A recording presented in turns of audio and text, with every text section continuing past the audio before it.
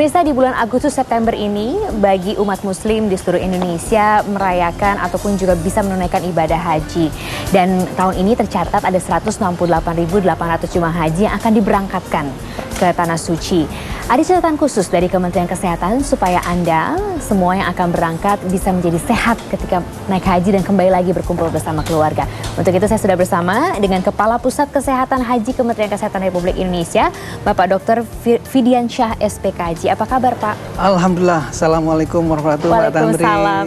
Senang ngobrol-ngobrol dengan Bapak sebelum tadi, pemirsa, karena Pak Fidi ini baru saja kembali dari Arab Saudi mengecek persiapan di sana. Apa yang bisa dibagikan, Pak Fidi? Ya, memang ini sesuatu hal yang setiap tahun dilaksanakan, tapi bukan berarti sesuatu yang rutin dan biasa-biasa saja. Dan jadi pasti betul ada sekali, catatan khusus setiap tahunnya. Mbak Tantri tadi menekankan ada selalu catatan khusus yang tidak pernah sama, sehingga setiap jamaah, setiap pemberi ibadah harus mengetahui perkembangan terkini. Dan alhamdulillah saya baru pulang tadi malam ya untuk melaporkan apa yang sudah disiapkan oleh pemerintah Indonesia khususnya bidang kesehatan. Yang pertama tentu adalah amanat undang-undang, itu jelas sekali ada 3 hal Mbak Tantri. Yang pertama, pemerintah bertanggung jawab untuk melakukan pembinaan. Jadi jamaah sejak dari tanah air dibina. Yang kedua, pemerintah juga bertanggung jawab untuk memberikan pelayanan. Artinya mulai dari tanah air sampai di Arab Saudi siap untuk dilayani. Dan yang ketiga adalah pemerintah harus bertanggung jawab untuk melindungi. Jadi perlindungan ini bukan sebetulnya hanya kepada diri jamaah. Tapi ketika mereka kembali nanti ke tanah air setelah berhubungan dengan jutaan manusia di negara lain, itu ada potensi penyakit dan hal-hal yang mereka bawa harus kita lindungi, jangan sampai juga ikut ke Indonesia. Jadi oleh-olehnya bukan cuma jam-jam. Yang kita ada oleh-oleh lain tanda yang kutipnya harus dilindungi tadi ya Pak ya. Biasanya dari mulai sebelum, tadi kan Bapak bilang peranya, kemudian naik hajinya dan sampai pulang ke tanah air. Itu berarti berapa lama yang dilakukan oleh Kementerian Kesehatan pengawasan? Ini juga pertanyaan yang betul harus difahami semua pihak. Kelihatan orang memandang haji ini hanya 3 bulan. Itu nanti ya mulai bulan Zulkaidah, Zulhijjah, dan Muharram. Padahal tidak. Siklus ini tidak berhenti Mbak Tantri. Nanti setelah selesai haji nanti bulan Muharram, maka siklus berikutnya persiapan. Sampai nanti memberangkatkan lagi. Jadi siklusnya sepanjang tahun dan sepanjang hari. Jadi ini yang memang harus disiapkan oleh jamaah haji, dan kita tahu bahwa menunggunya sudah 15 sampai 25 tahun.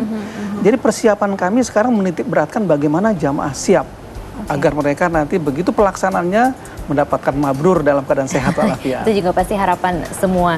Dan tahun ini akan berangkat kloter pertama di tanggal 21. Berarti tanggal 20 mereka akan mulai masuk ke asrama. Begitu ya? Ya. Persiapan yang sudah dilakukan otomatis tadi untuk berbagai suntik, untuk berbagai vaksinasi sudah dilakukan yang penting-penting. Tapi menurut catatan Bapak, apalagi yang perlu dipersiapkan oleh mereka?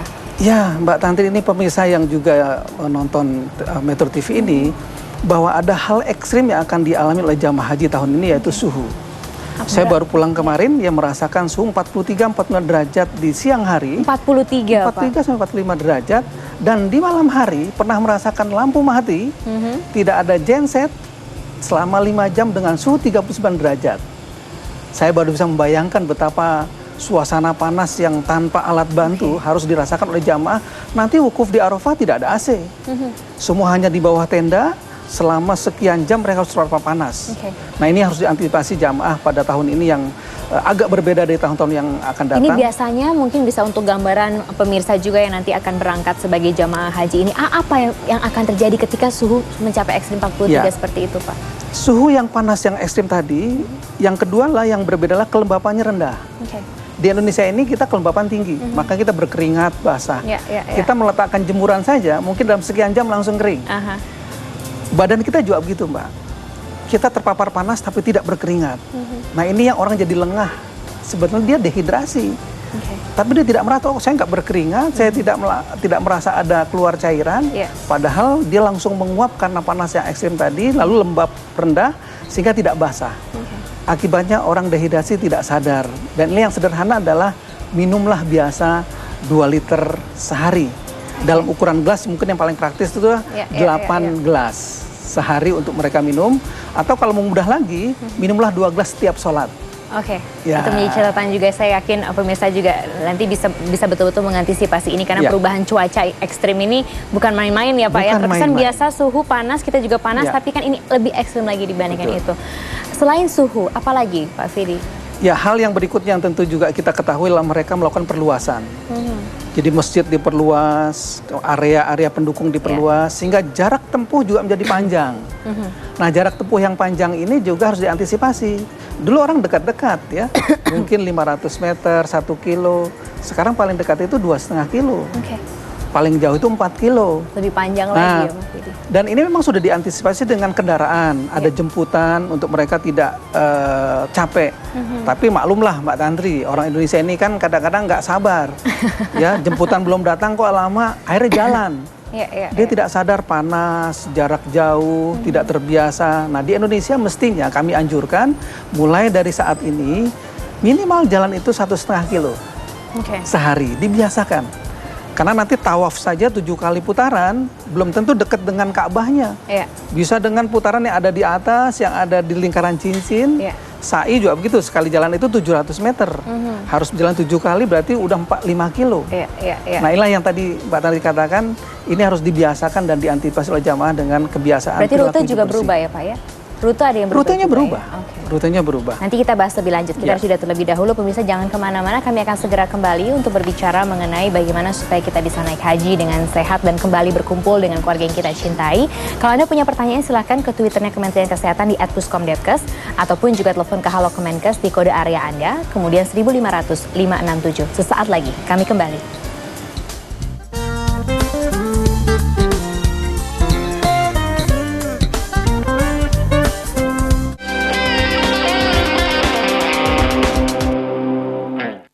Didukung oleh Ketika didiagnosa kanker, saya tidak menyerah. Saya yakin pasti ada harapan. Sebagai pasien, harus cerdas. Saya ikut jaminan kesehatan. Biaya pengobatan, rawat jalan dan rawat inap, semua dijamin. Mulai dari puskesmas hingga rujukan pelayanan kesehatan di rumah sakit. Dari konsultasi dokter spesialis, laboratorium, dan pemeriksaan penunjang. Obat yang dibutuhkan pun tersedia dan pastinya tindakan medis lebih lanjut dan tuntas. Kalau mesti antri ya wajar lah, yang sakit kan banyak, sabar. Iya, saya ikut JKN, Jaminan Kesehatan Nasional. Jangan bingung, JKN itu nama programnya, BPJS Kesehatan penyelenggaranya, dan KIS itu kartu pesertanya. Untuk gigi bersih maksimal, sikat gigi Sistema Power Clean. Dengan double tapered bristle teknologi Jepang, bersihkan 9 kali lebih baik. Mengangkat plak, congkel sisa makanan, lembut pada gusi. Sikat gigi Sistema Power Clean. Disarankan dokter gigi. Live. Produksi dalam negeri harus kita dukung. Menggunakan pompa air Uchida. Tarikan dan semprotannya luar biasa. Cintailah produk-produk Indonesia.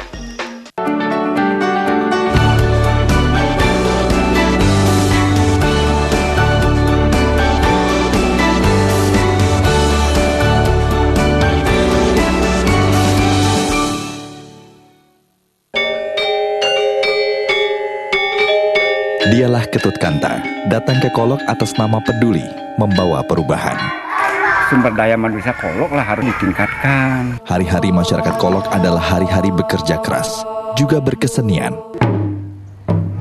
Dalam keterbatasan, menjadi sempurna dengan hidup dalam kesehajaan dan kebersamaan. Profesor Kolok, Kamis 20 Agustus, jam 9 malam. Mata Najwa on Stage hadir di Universitas Negeri Semarang 28 dan 29 Agustus.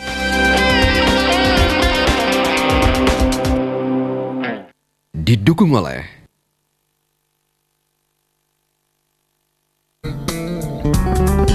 Pemirsa, tahun ini akan ada 374 kloter jemaah haji yang akan diberangkatkan ke Arab Saudi, di mana kloter pertama akan berangkat tanggal 21 Agustus dan kloter terakhir akan berangkat 17 September 2015.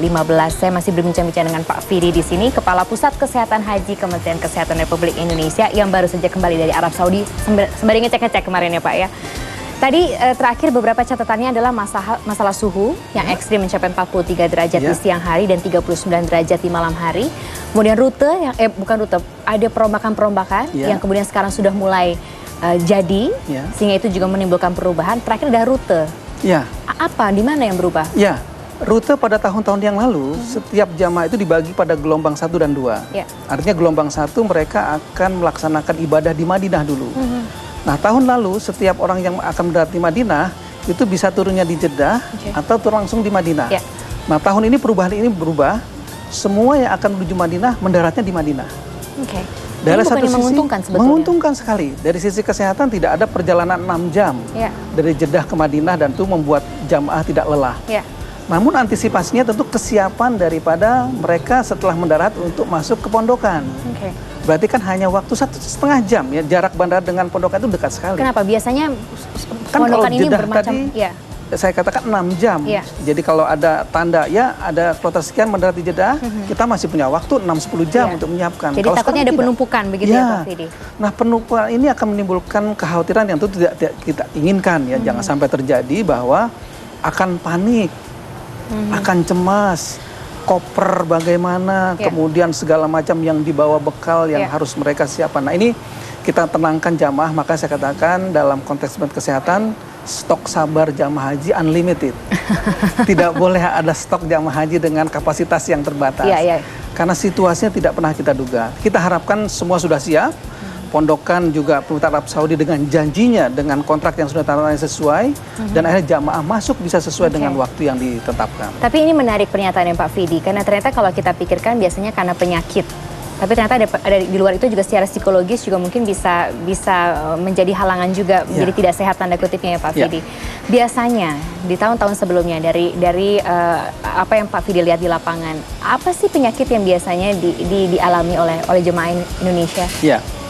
Data yang sampai sekarang kami sudah dapatkan, 54% jamaah haji Indonesia tergolong resiko tinggi.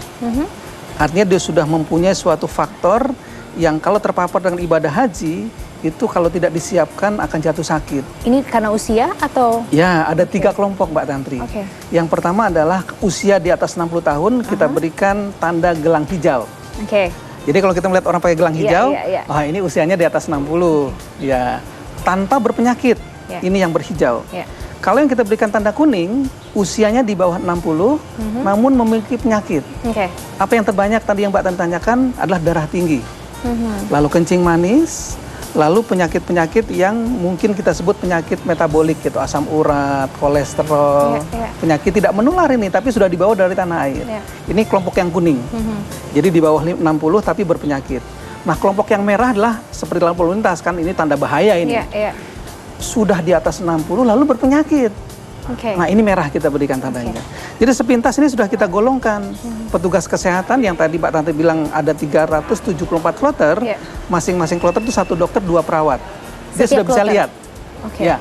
Oh, si bapak atau ibu ini pakai gelang apa. Jadi dia antisipasi. Kalau gelang merah, dia harus waspada. Ini berkaitan dengan gelang juga, karena ada beberapa pernyataan dari Kementerian Kesehatan, ada 142 calon jemaah haji yang kategori merah. Ini termasuk di sana, berarti di atas 60 tahun dan ada penyakitnya. Antisipasinya Pak Fidi?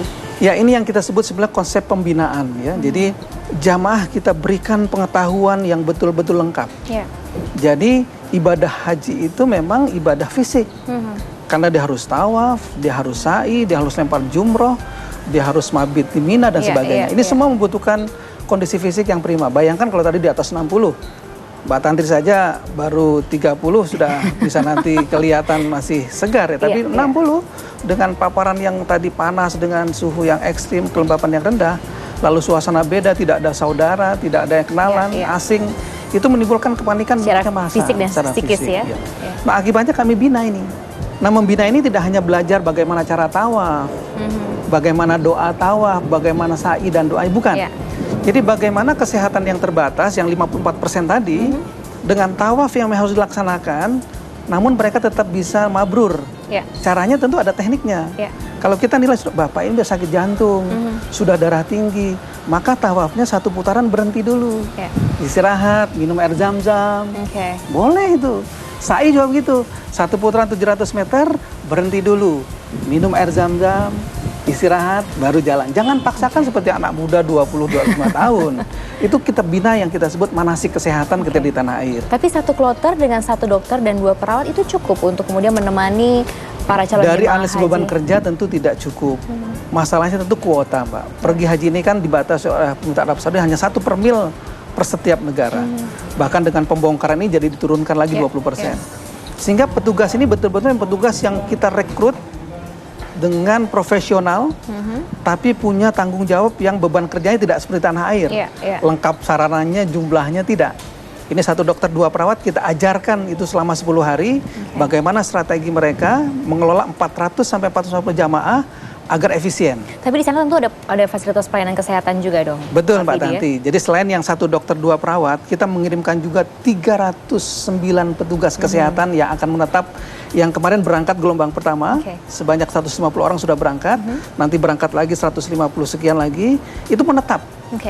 Menunggu jamaah datang, sampai mereka melakukan pemeriksaan dan menilai jamaah pulang semua apa belum. Baru mereka boleh pulang. Total berapa tadi Pak? Jadi kalau 374 dikali 3, ya sudah 1.200-an, ditambah tadi 300-an, jadi 1.500 petugas kesehatan paling banyak, dan ini dikagumi oleh seluruh negara.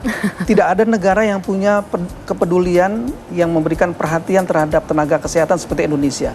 Jadi kita dinilai nomor 1 di dalam pelayanan yang ini syukur pemerintah karena sudah memberikan perhatian. Nawacita 1 Mbak, negara hadir. Jadi sesuai dengan apa yang Pak Fidi, selain kemudian tadi Bapak katakan ini masalah juga usia, kemudian juga tadi ada gelang-gelang sudah dilakukan, tapi penyakit apa yang lagi yang muncul? Karena saya pikir kalau cuaca, makanan juga menjadi masalah mungkin? Betul Mbak Tantri. Prinsip yang tadi PHBS yang kami singkat menjadi perilaku hidup bersih dan sehat, ini kunci utama pada jamaah haji. Jadi gizi seimbang sesuai dengan penyakitnya. Kalau hipertensi ya diet lah, ya diet rendah garam, jangan makan makanan yang mengandung nilai-nilai yang akan meningkatkan darah tingginya. Sebaliknya orang kencing manis juga begitu, rendah gulanya, jangan banyak makan gula dan sebagainya. Itu sudah kita berikan. Dan jangan lupa penyakit ini kan penyakit dari tanah air. Maka bawa obat pun untuk 40 hari. Jangan untuk 1 hari, 2 hari, karena penyakit ini penyakit yang sudah lama yang membutuhkan obat terus-menerus. Jadi saking excitednya semua dipersiapkan, tapi obat-obatnya malah obatnya dibawa. Jadi kami sudah menganjurkan bawa obat yang dibiasakan oleh setiap jamaah, karena ada jamaah itu sama merek Mbak. Jenisnya sama ya, tapi kalau mereknya beda nggak serap gitu. Itu balik ke masalah psikis tadi ya Pak ya. Tadi Pak Fidi sudah memberikan pernyataan bahwa itu adalah penyakit-penyakit yang dibawa dari tanah air. Tapi ternyata ada juga antisipasi lain karena ada beberapa penyakit yang mungkin dari Arab Saudi dibawa pulang ke tanah air. Nanti kita akan perbincangkan setelah segmen berikut ini. Kalau Anda pertanyaan silahkan ke Twitter di @puskomdepkes ataupun juga ke Facebook Kementerian Kesehatan di sehat_negeriku, ataupun langsung telepon ke Halo Kemenkes di kode area Anda kemudian 1.500 567. Kami akan kembali.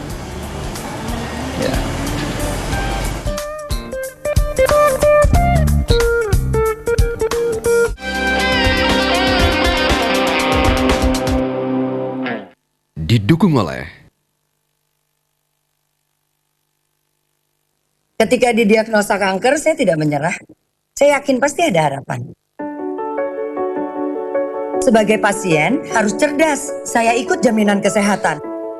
Biaya pengobatan, rawat jalan dan rawat inap, semua dijamin. Mulai dari puskesmas hingga rujukan pelayanan kesehatan di rumah sakit.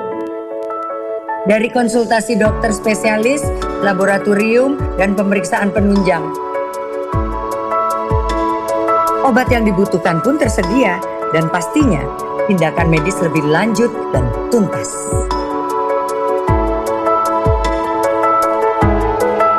Kalau mesti antri ya wajar lah, yang sakit kan banyak. Sabar. Iya, saya ikut JKN, Jaminan Kesehatan Nasional. Jadilah pasien yang cerdas, ikut JKN, dan jangan lupa bayar iuran.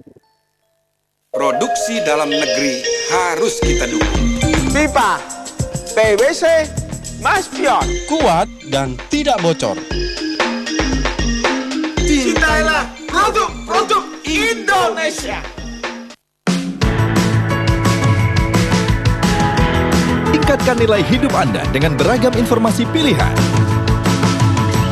Ada beberapa cara untuk mengolah buah kiwi menjadi makanan atau minuman yang lezat. Lalu sekarang Anda dapat mengeksplorasi keindahan alam bawah laut. Untuk hidup lebih bernilai, ikuti B-News, Senin hingga Jumat jam 7 malam lebih 25 menit.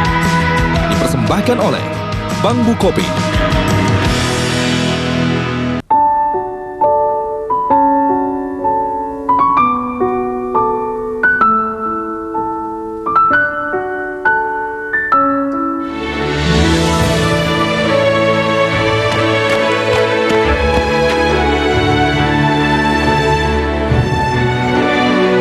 Bagi generasi masa kini, perjuangan adalah mengukir prestasi. Maknai perjuangan dengan mengisi kemerdekaan. Kini Kick Andy setiap Jumat jam 8 malam dan Minggu jam 1 siang.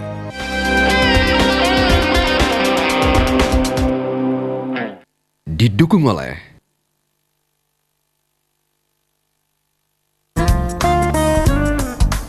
Pemirsa, ada lagi ancaman pasca ketika nanti jemaah haji kembali ke tanah air, yaitu MERS atau Middle East Respiratory Syndrome, sebuah penyakit saluran pernafasan yang memang virusnya ada di Timur Tengah. Nanti saya akan tanyakan juga ke Pak Fidi. Ini kalau kita berbicara mengenai MERS, memang belum masuk ke Indonesia sebetulnya. Alhamdulillah, ya, Pak, ya? Mbak Tantri. Tapi kan pencegahan lebih baik daripada kemudian kita nanti mengobati.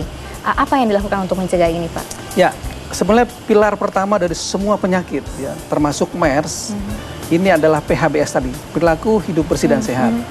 Karena tidak mungkin sebuah virus atau bakteri bisa mengalahkan tubuh yang sehat, baik. Ya. Nah, jadi prinsip pertama itu. Jadi sebenarnya jamaah tidak perlu panik, tetap melakukan perilaku hidup bersih dan sehat yang sederhana, yaitu tadi gizi sudah, cairan cukup. Lalu yang tidak kalah penting, pemerintah membekali masker, Mbak Tantri. Ini masker jangan jadi oleh-oleh, sering dikasih tapi jadi oleh-oleh gitu ya. Jadi dipakai. Dan itu gratis dipakai untuk menjadi suatu pelindungan. Tadi Mbak Tantri katakan bahwa ini adalah sindrom saluran nafas.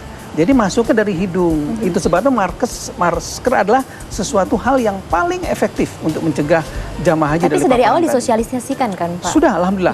Mulai dari tadi pemeriksaan di puskesmas, sampai nanti di embarkasi, sampai nanti perlindungan. Nah, perlindungan kami juga melakukan nanti yang disebut dengan pemantauan suhu, Mbak. Jadi karena jamaah kan ketemu orang Afrika, ketemu orang Timur Tengah. Begitu mendarat akan mendarat, 3 jam sebelum mendarat, itu seluruh jamaah dicek suhunya sama petugas. Normalnya? Normalnya tentu 36 ya. Kalau di atas itu, apalagi sampai 39, nanti di bawah dipakai thermal scanner lagi. Akan terpantau secara massal mana suhu yang di atas rata-rata, langsung kita isolasi dan kita lakukan pemeriksaan agar keberhasilan 2 tahun selama ini sudah menunjukkan alhamdulillah kita bisa mengantisipasi MERS. Dan kembalinya juga nanti dilakukan hal yang sama ya? Dilakukan hal yang sama. Karena nanti kan itu gerbangnya juga ya? Betul, ini pintu masuk ketika mereka akan berinter. Yang tadi kami katakan perlindungan bukan kepada dia, hanya dia. Tapi bagaimana kalau nanti dia pulang, anaknya, istrinya, suaminya, keluarganya, tetangganya, kita lindungi. Makanya mereka kita katakan kirimkan K3JH atau Kartu Kesehatan Kewaspadaan Jamaah Haji. Itu harus dikembalikan ke puskesmas untuk mereka laporkan. Baik, ya. Pak Fidi, ini kan perjalanan panjang ketika jemaah kita naik haji itu kan ada perjalanannya, begitu. Nah, biasanya dari catatan yang Pak Fidi lihat selama bertahun-tahun mengikuti jemaah Indonesia, di titik-titik mana yang perlu diperhatikan khusus oleh jemaah Indonesia? Mungkin di Mina atau mungkin di mana? Betul sekali Mbak Tanti dan pemirsa yang berbahagia. Dalam bahasa agama dikatakan al-hajju arafah. Inti sehari ibadah haji lah wukuf di Arafah. Jadi yang paling krusial jamaah haji memperhatikan bisa tidak dia wukuf di Arafah. Jangan mereka mengabaikan hal-hal yang kemudian wukuf di Arafah, tapi akhirnya mengutamakan yang sunnah sebelum Arafah. Ini akan capek, letih dan sebagainya. Makanya kita himbau sebelum tanggal 9 Zulhijjah, yaitu seminggu tanggal 2 Zulhijjah, kalau nanti tanggal 9 Zulhijjah itu 12 September, berarti kalau kita kurangi 7, tanggal 15 September para jamaah sudah ibadah di pondokan, sholat juga di pondokan, tidak perlu ngoyo bolak-balik karena nanti seminggu lagi akan wukuf di Arafah. Itulah masa yang tadi Pak Tantri kan paling utama. Makanya tidak dikatakan haji kalau orang tidak wukuf. Biasanya apa? Kalau mereka tidak mengikuti itu biasanya apa yang terjadi? Sah. Hajinya tidak sah. Saya kesehatannya seperti apa, Nah, Pak Fidi? karena itu kami katakan tadi mereka fokus untuk menjaga kesehatannya karena nanti mereka akan diantar oleh pemerintah ke Arafah untuk berdiam diri dan menjaga kesehatannya. Tadi cukup minum dan saat ini pemerintah sudah mengantisipasi dari pengalaman tahun lalu. Kita akan berikan 1 kali minum itu 1 liter. Berarti kalau 3 kali minum 3 liter sebelum mereka cukup. Nah ini dari sisi kecukupan sangat baik. Lalu jangan kemudian berpanas-panas karena di Arafah hanya ada tenda. Jangan kemudian ingin foto di Arafah dengan onta naik ke Gunung Jabal Rahmah. Itu tidak berkaitan dengan ibadah haji.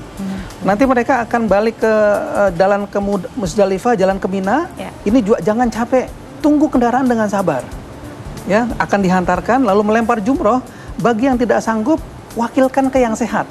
Sah hajinya. Nah, ini yang kami katakan manasik kesehatan bagi orang yang tidak prima, yang 54% tadi. Kalau ini yang dilakukan kami yakin apa yang menjadi kemabruran, tapi tetap sehat, afiat, maka dia akan menjadi haji yang mabrur dan kembali tanah air ketemu dengan keluarganya. Amin, itu juga pasti doa kita bersama. Tapi catatan terakhir dari Pak Fidi, karena memang juga baru kembali kemarin memeriksa dari Arab Saudi.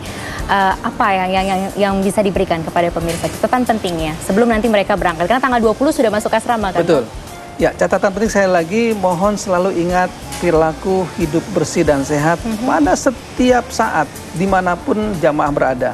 Ya, terutama nanti menjelang wukuf di Arafah, mereka akan berada pada musim panas, maka jangan lupa minum. Kemudian tadi kami bekali juga penyemprot, Mbak. Penyemprot ini jangan jadi oleh-oleh juga, dipakai. Penyemprot dalam artian? Jadi seperti penyemprot tanaman, isinya air, untuk saling membasahi. Bahkan kalau dipakai dengan air zam-zam bisa diminum. Kalau sulit toilet jauh bisa pakai wudhu. Jadi multifungsi.